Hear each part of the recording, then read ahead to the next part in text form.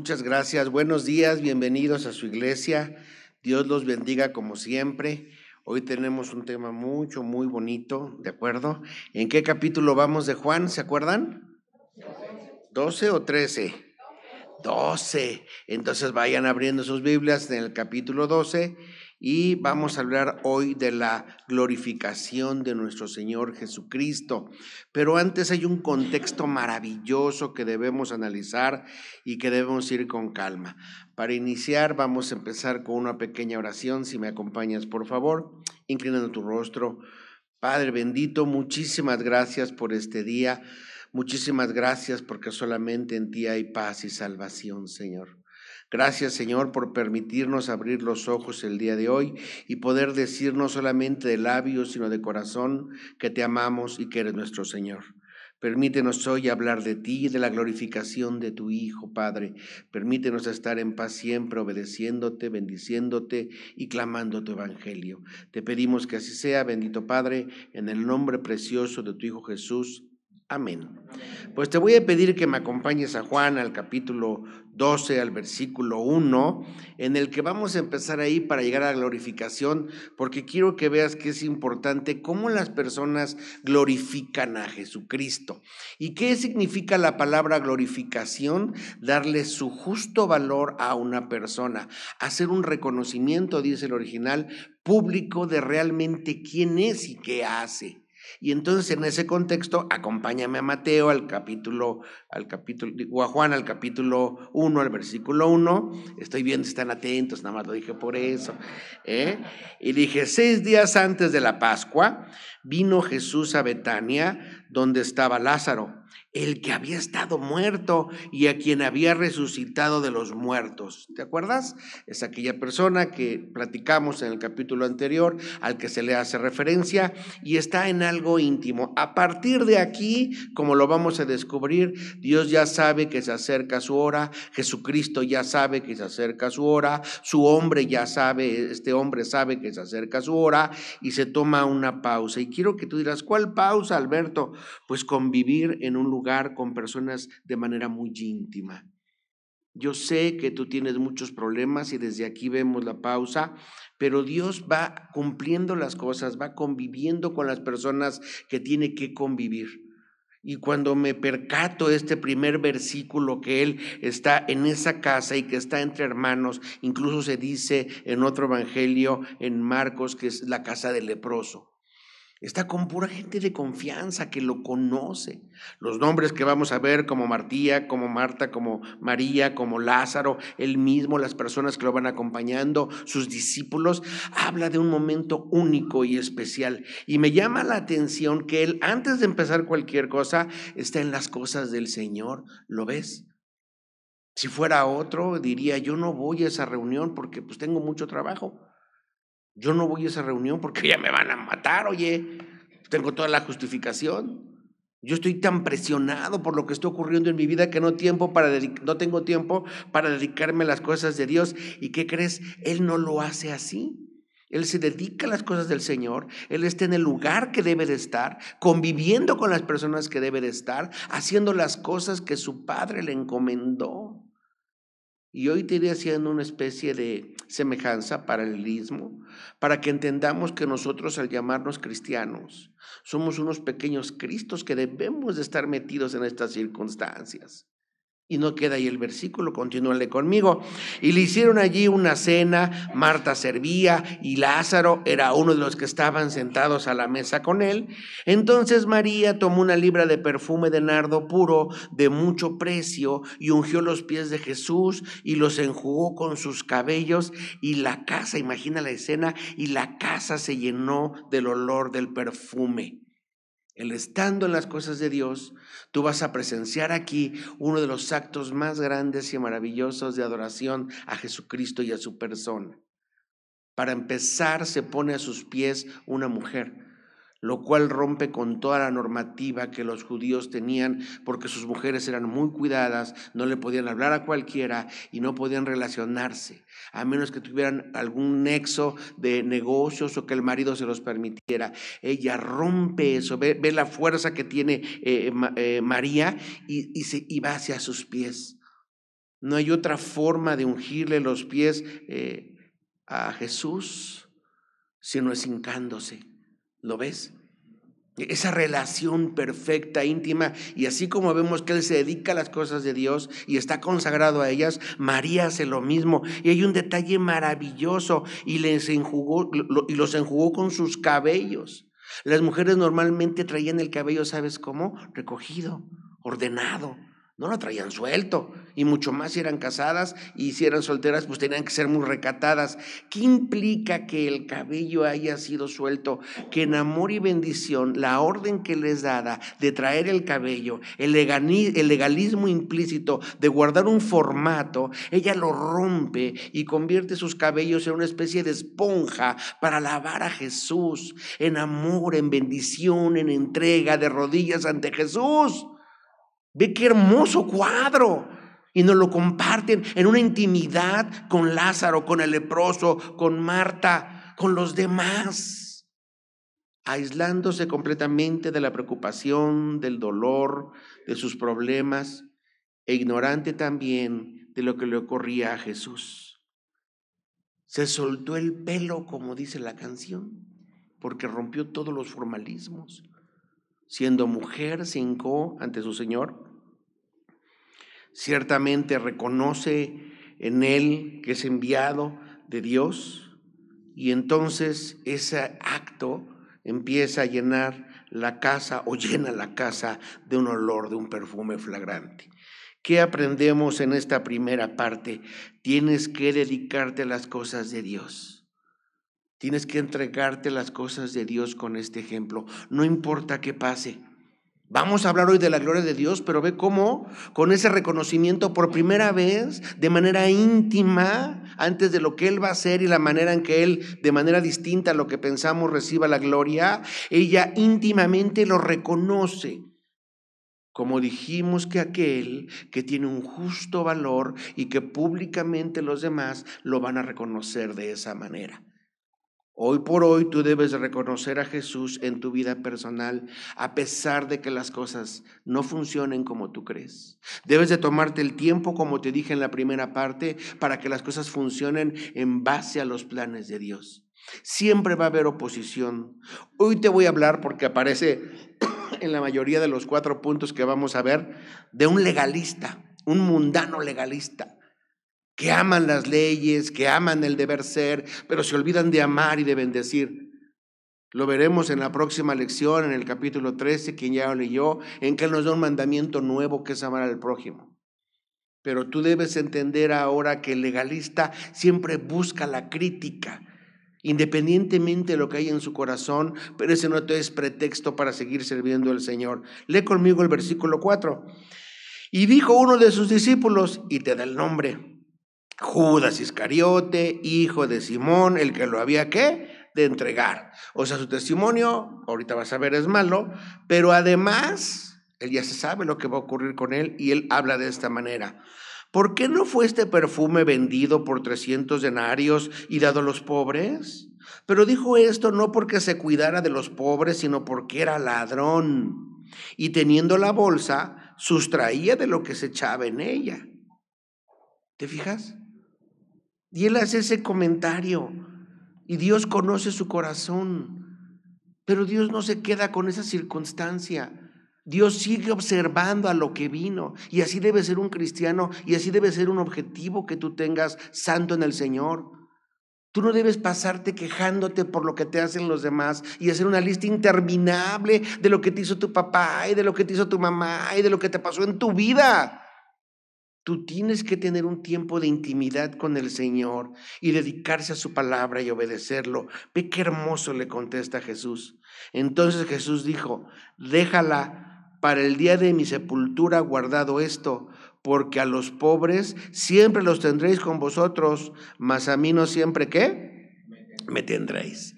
Empieza a hablar y empieza a decir de lo que le va a ocurrir. Las personas han de haber pensado, pues ¿a dónde se va a ir tú? ¿Cómo que no siempre lo vamos a tener? Pero él tiene esa visión y ese entendimiento.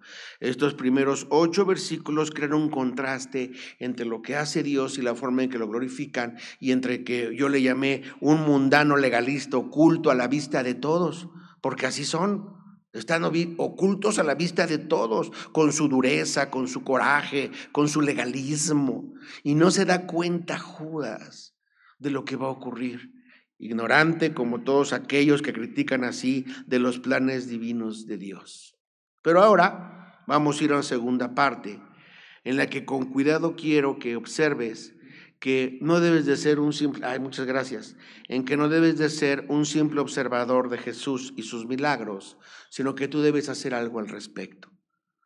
Cuando tú leas conmigo, adelante, el versículo 9, fíjate lo que viene, dice: gran multitud de los judíos supieron entonces que él estaba allí y vinieron, no solamente por causa de Jesús, sino también para ver a quién, hermano, a Lázaro, el resucitado, a quien había resucitado de los muertos. Qué increíble. Pero no te confundas, no son creyentes, son observadores. Son observadores, y en una gran multitud. ¿Por qué? Porque observan los milagros, pero no son creyentes. Vienen judíos que decían, que creían, pero no podían reconocer a su Mesías, aunque la Escritura les decía: hey, aquí estoy, y prácticamente los abofeteaba lo que ellos habían leído. Eran incapaces de reconocer al Mesías que estaban esperando. Son solamente oidores, no hacedores de la palabra. Son solamente personas que escuchan y se sienten bien escuchando y que presencian el milagro. Este estaba muerto, sí, y vivió, sí. Este dicen que es el Mesías, sí. ¡Wow! Pero no se mueven de ahí. Y eso siempre ha ocurrido. La palabra de Dios es viva y eficaz. Y quien la escucha por momentos siente paz, pero no es salvo.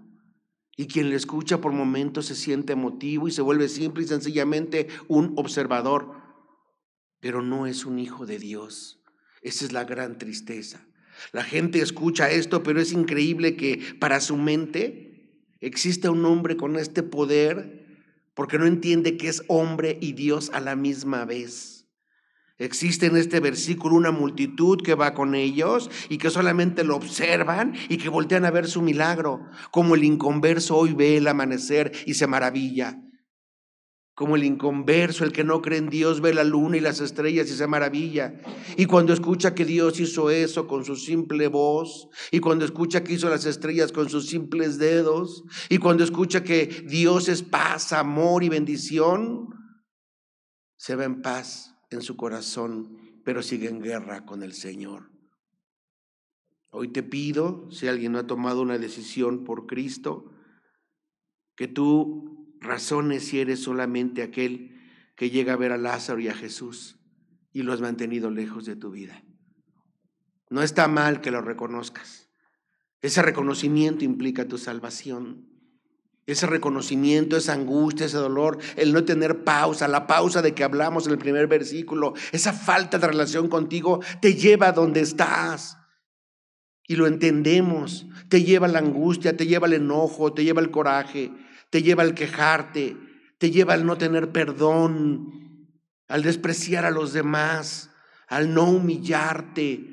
Y entonces crees que la vida está en otro lado. No, la vida en este mundo va de paso, la vida que importa es la eterna. Ellos oían de Jesús y en este tiempo, antes de su muerte, ve lo que va ocurriendo. Estos versículos y estos capítulos también, los finales, hasta que lleguemos a su crucifixión, mantente atento cómo se comporta él ante la presión, una presión impresionante.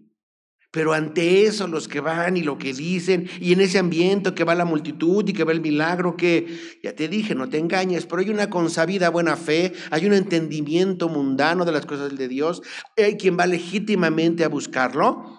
Hay una frase que hace mucho tiempo, hace como 10 o 15 años se hizo famosa, pero aplica aquí, que muchas iglesias la usábamos. Son personas que buscan las bendiciones de Dios, pero no el Dios de las bendiciones. Se acercan a Él para que les vaya bien. Se acercan a Él para que su matrimonio cambie. Se acercan a Él para que les dé un empleo o no los corran. Se acercan a Él para que el hijo haga o para que el padre haga o para que la mamá piense o haga. No, no es así. El cambio no es imputable a los demás. El cambio empieza con una relación personal de tu corazón con Dios. Y ojalá no seas un espectador. Pero bueno, ¿qué crees? A pesar de este buen ambiente que había, ¿de acuerdo? Pues otra vez ahí están los mundanos legalistas ocultos a la vista de todos. Lee conmigo el versículo 10. Pero los principales sacerdotes acordaron dar muerte también a Lázaro, porque a causa de él muchos de los judíos, ¿qué pasaba? Se apartaban y creían en Jesús. ¿Lo ves? ¿Lo ves? Las personas siempre mantienen su punto de vista y se alejan de las cosas de Dios. Estás hablando de personas que entendían la ley y la comprendían. Estás hablando de personas que oficiaban los ministerios que en ese momento tenían para llevar a cabo la adoración, instrucción, preparación, educación de las cosas del Señor. Y estas personas tenían en su corazón, ya viste, dar muerte también a Lázaro, es decir, dar muerte al milagro, es decir, esconder el poder de Dios, es decir, inhibir su amor, su fuerza, su poder, matando la obra de lo que Él con su voz resucitó. Por eso fracasas cuando estás en las cosas de Dios, porque te apartas del amor y la bendición del Señor, y para ti lo más importante es la regla y no el milagro que Él hace. Y el milagro mismo que despreciamos y que matamos cada día, permíteme llevarlo ahí, es tu vida misma. Cuando tú te alejas del Señor, estás atentando contra su voluntad de que Él te mantiene vivo para adorarlo, para amarlo, para bendecirlo, para predicar su evangelio. Estás matando el milagro mismo de tu vida. ¿Para qué crees que te preste un día más? ¿Para que te vaya bien? No te engañes, hermano. Para que tengas dinero. No, inconverso que me escuches.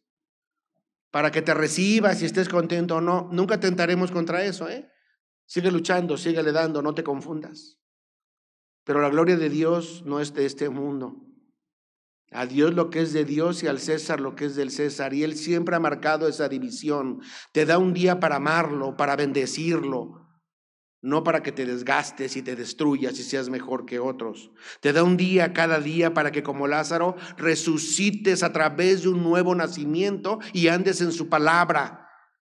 Por eso escribe Juan 3:16 que de tal manera amó Dios al mundo que entregó a su Hijo unigénito para que todo aquel que ¿qué? Crea, no que progrese, crea, tenga vida eterna y no se pierda. Pero nosotros despreciamos este milagro de la vida misma, dando por supuesto que nos merecemos vivir y abrir los ojos cada mañana. Nacionaliza, imagina la noche, racionaliza, imagina la noche cuando estás dormido, estás indefenso, nadie puede hacer nada por ti y en verdad crees que estás descuidado. Quien revisa, y no quiero ser romántico, pero analízalo, quien revisa y está al tanto de tu corazón, de tu cabeza, de tu respiración y que nadie te sorprenda en la casa, ¿qué crees que es el candado de tu casa? ¿Tu reja? ¿En serio? No. Es Dios que tiene el cuidado del lugar en donde vives, en donde comes y hasta cuando duermes. Pero nuestra soberbia nos hemos olvidado de tal circunstancia como los sacerdotes y buscamos darle muerte a la vida misma, en este caso a Lázaro, porque muchos judíos se apartan y creen en Jesús. Imagínate, ellos tenían que llevar a Dios mismo. Tenían que buscar que las personas, caminaran hacia Dios mismos en aquel tiempo con la ley y no podían comprender a su Mesías. ¿Pero por qué? Porque la visión humana es muy distinta a la del hombre. Y ahí vamos a un tercer punto. Lee conmigo a partir del versículo 12. El siguiente día, esto sigue incrementándose, ¿eh? Empezó en la casita, ¿te acuerdas? Y luego la gente. Y ahora ve, el siguiente día, grandes multitudes que habían venido a la fiesta, al oír que Jesús venía a Jerusalén, ¿qué hicieron, hermano? Tomaron ramas de palmera y salieron a recibirle y clamaban, Hosana, bendito el que viene en el nombre del Señor. ¿Cómo le llaman? El Rey de Israel. Pero vamos a ubicar este versículo 12 y al igual que el 13 en su contexto. Ellos esperaban un Salvador material. Ellos esperaban un Salvador que les quitara el yugo de Roma. Era muy difícil vivir. Les diezmaba de todo, les cobraban impuestos. Su misma gente era cobrador de impuestos. Era difícil vivir en Roma y lo que querían era quitarse ese yugo. No podían hacer lo que querían porque estaban sometidos a ese imperio. Y pensaban y siempre razonaron que cuando llegara el Mesías todo iba a ir bien. El Roma se iba a ir, los demás iban a desaparecer, ellos iban a quedar como el pueblo elegido de Dios y todo iba a estar contento. ¿Has oído su argumento? Si yo creo en Dios, mi matrimonio se va a salvar. Si yo creo en Dios, no me voy a enfermar. Si yo creo en Dios, voy a tener dinero. Con amor lo voy a decir, pero con firmeza. Ese no es el evangelio que predica Jesucristo. Ese no es el evangelio del que habla la Biblia. Porque tus pensamientos no son los pensamientos del Señor. Porque tus necesidades las quieres resolver como a ti te da la gana.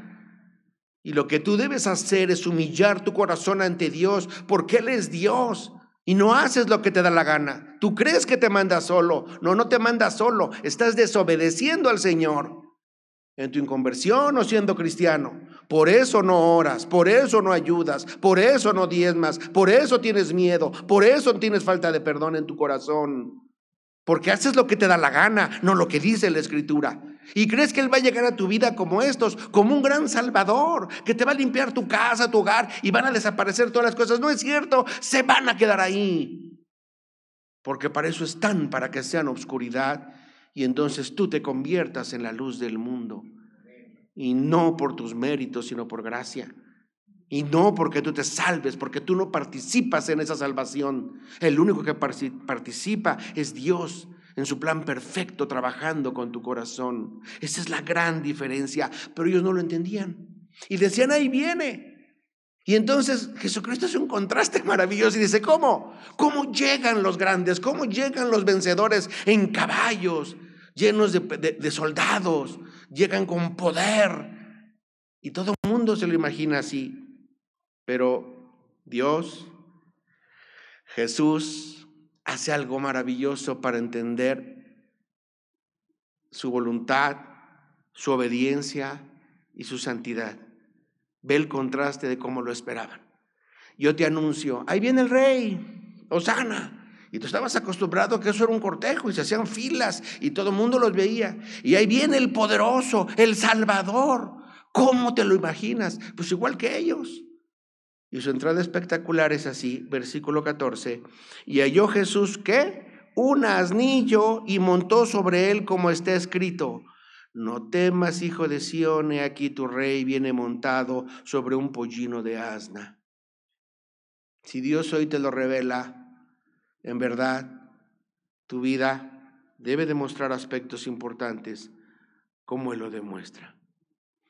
El primero que demuestra es que Jesús es el cumplimiento de la Escritura de lo que había prometido Jehová.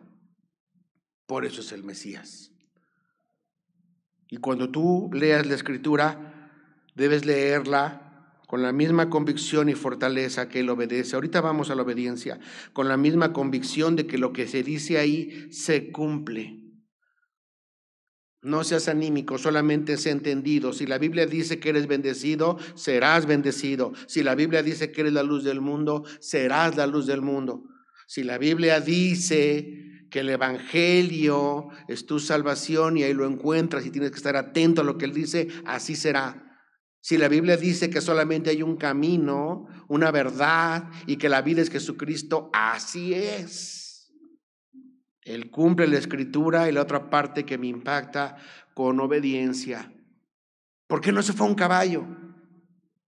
Simple y sencillamente porque Él obedeció las Escrituras que al final del día eran la palabra de su Padre. ¿Lo ves? Tiene certeza y tiene obediencia.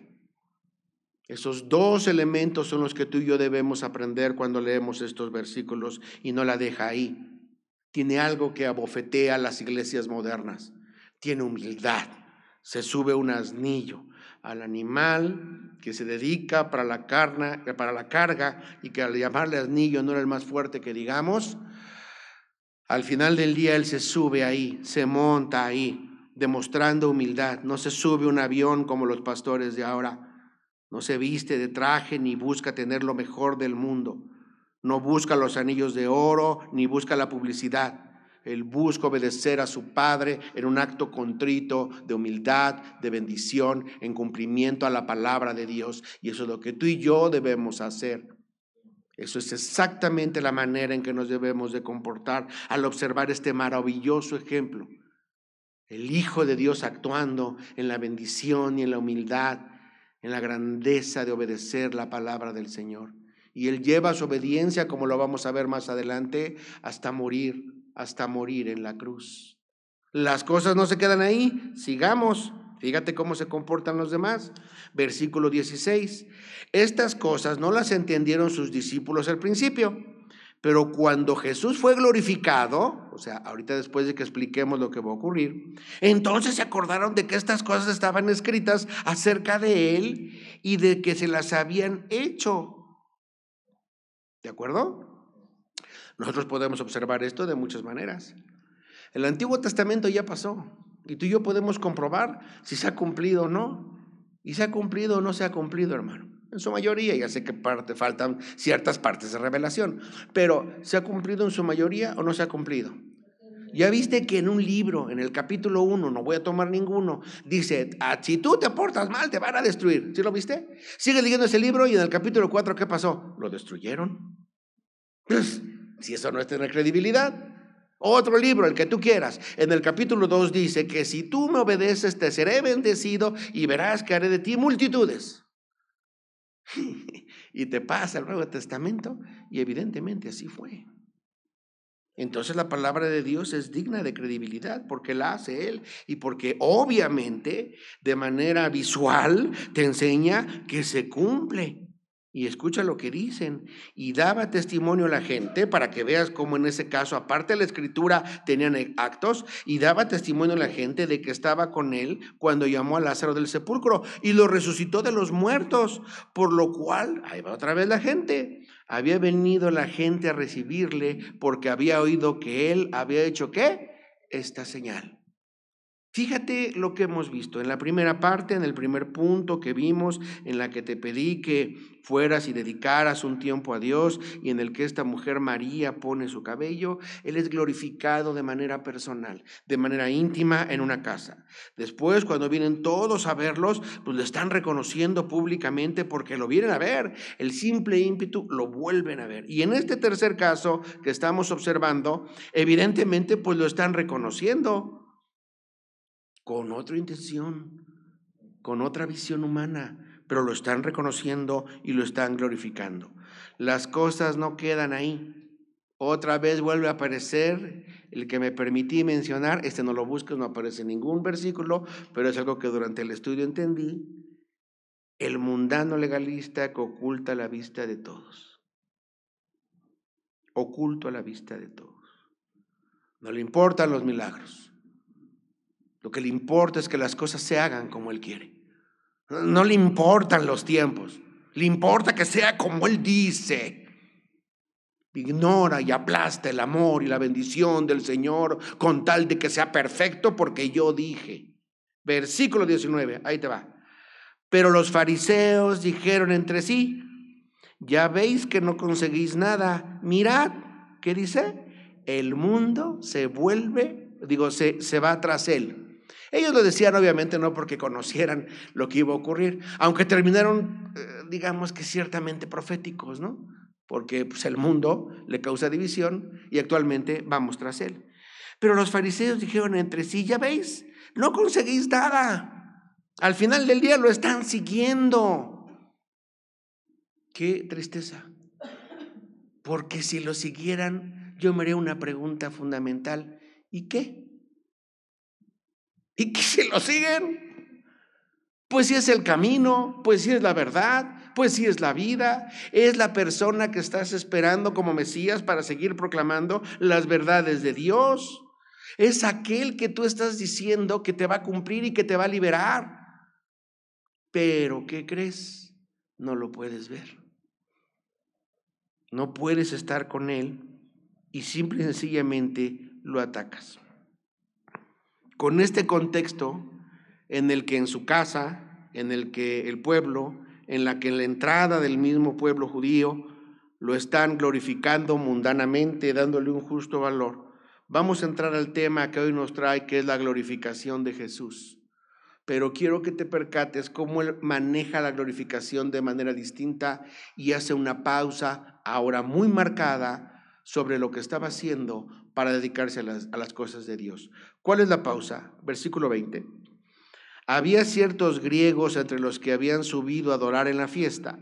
Estos pues se acercaron a Felipe, que era de Betsaida de Galilea, y le rogaron, diciendo: Señor, quisiéramos ver a Jesús. Felipe fue y se lo dijo a Andrés. Entonces Andrés y Felipe se lo dijeron a Jesús. Ya no hay respuesta. Ya no hay diálogo con ellos. Hasta ahí se acabó. Y empieza la declaración en este evangelio, en este libro, en este capítulo, de algo que, si por momentos lo entiendes, a cualquiera de nosotros nos causaría temor. Palabras contundentes del entendimiento perfecto de lo que le venía, porque dice Jesús, versículo 23, Jesús le respondió diciendo: ha llegado la hora para que el Hijo del Hombre sea, ¿qué? Glorificado. Quiero repetir textualmente como dice la palabra glorificar para que lo entendamos. Darle dignidad y valor, me estoy hablando al original de la palabra, darle dignidad y valor a una persona para que sea manifestada y sea reconocida. ¿Cómo? Entonces todo lo que te hicieron, no te glorificaron, no te hicieron, el contexto es otro, dice Jesús. Y dice, ha llegado la hora, o sea, a partir de ahorita inicia, suspendo lo que estaba haciendo y les digo lo que va a ocurrir. El Hijo del Hombre va a ser glorificado. Entonces, ¿qué va a ocurrir? ¿Qué va a ocurrir con él? ¿Le va a hacer esa entrada triunfal en caballo ahora sí? ¿Vas a dejar de estar siendo ignorado por los demás y el pueblo romano va a temblar? No. La glorificación y la explicación que da Jesús es de otro sentido y le empieza a dar poco a poco y dice, 24, de cierto os digo, lo vas a entender perfecto, que si el grano de trigo no cae en la tierra y muere, queda solo, pero si muere, ¿qué pasa? Lleva mucho fruto. Tú dirás, ¿por qué puso este ejemplo? Pues porque eran agricultores. Y mientras que tú traigas, te reto, tráete un grano en tu mano, ¿no? No le pongas agua y tráelo ahí, o en tu bolsa. Y ahí va a estar, ¿cuánto tiempo? Pues el que tú lo traigas, hasta amuleto se te va a convertir. Pero de ahí no va a pasar. Igual hasta se muere, se pone duro y se muere. Pero si tú te programas y agarra cualquier tierrita en un vasito de esos de unicel, yo creo que ese experimento ya no lo hacen. Cuando yo fui a la primaria, pues hace muchísimos años, así se hacía. Y ponías el granito y te decía la maestra, ¿y cómo va? ¿Y cómo va? Y te ibas ilusionando. ¿Por qué? Porque ese grano, con su consistencia, con su dureza, con su forma, moría lo que era, se rompía, si alguna vez lo has visto, y brotaba algo nuevo, brotaba algo maravilloso.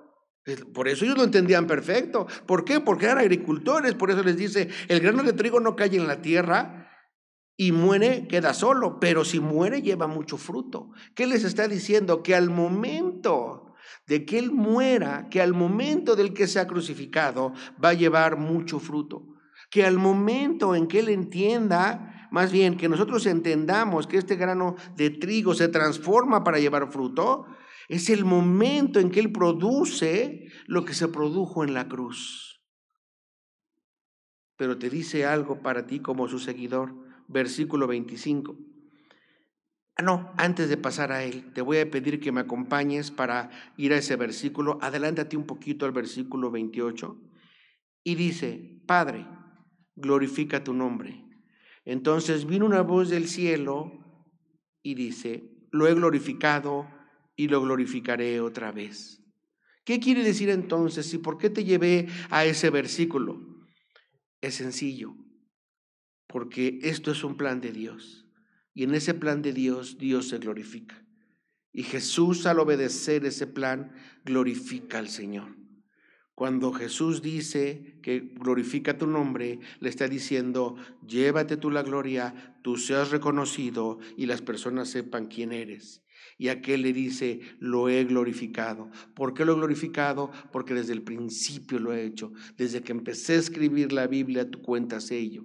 ¿Por qué lo he glorificado? Porque cada vez que he dicho se ha cumplido de quién es el Salvador, de quién es el Mesías, y tu nacimiento mismo lo demuestra, y tu testimonio mismo como Jesucristo también lo demuestra.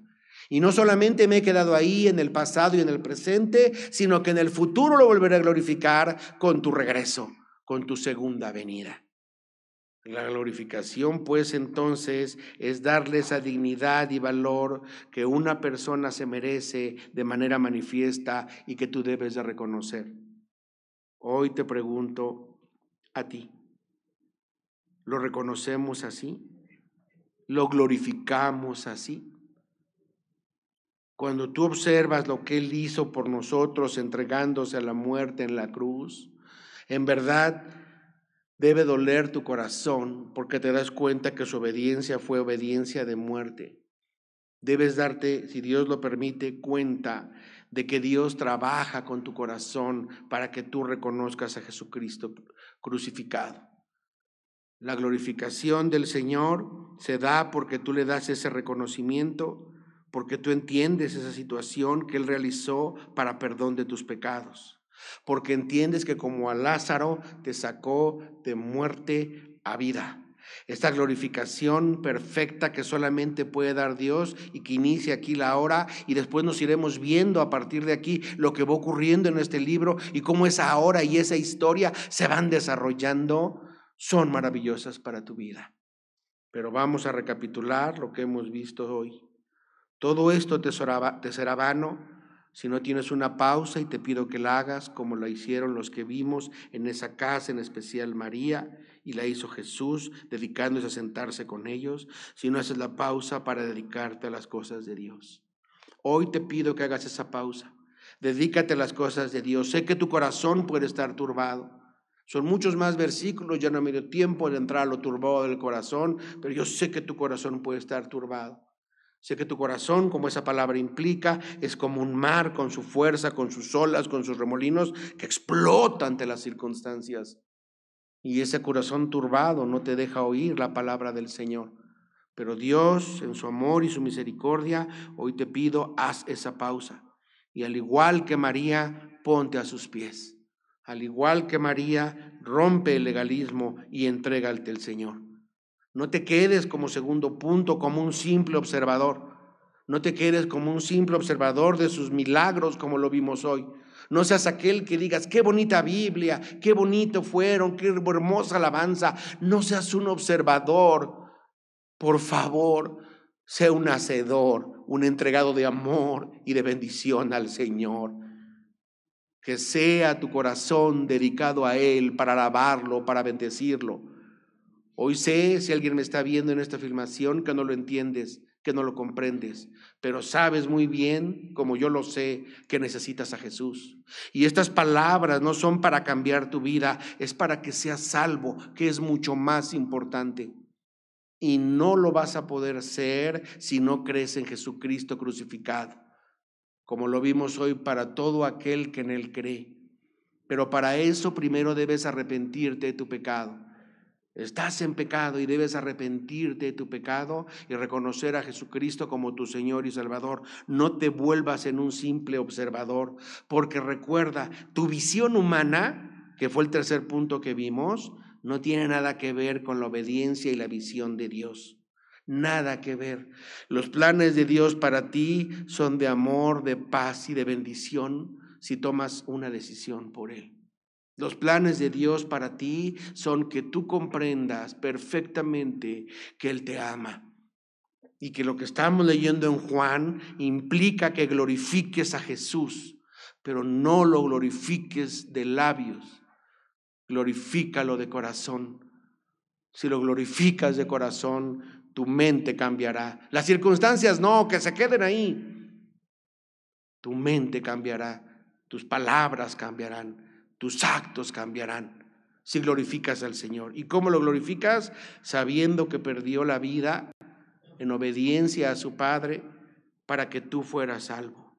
¿Y cómo lo glorificas? Humillándote ante Él, reconociendo que Él es digno para que su grandeza como Hijo de Dios sea manifiesta y reconocida ante el mundo. Así es la única forma.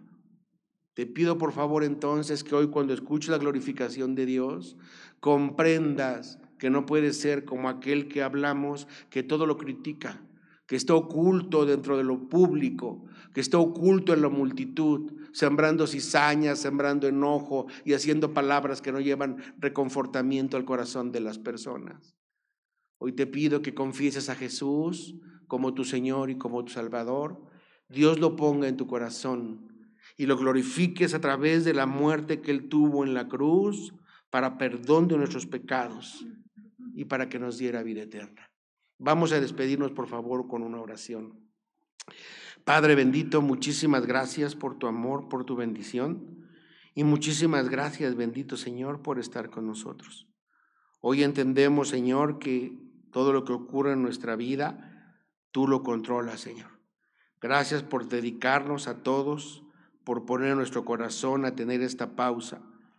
Pero al igual y con ese simple ejemplo queremos irnos, que María queremos estar a tus pies. Queremos entregarte hoy nuestro corazón. Bien sabemos que hemos hecho cosas malas, que hemos dicho cosas peores y que hemos pensado otras que nada tienen que ver contigo. Y eso es pecado, Señor. Perdónanos por ello. Perdónanos por alejarnos de ti. Perdónanos por desconocerte incluso y no tenerte en nuestra vida. Perdónanos, Señor.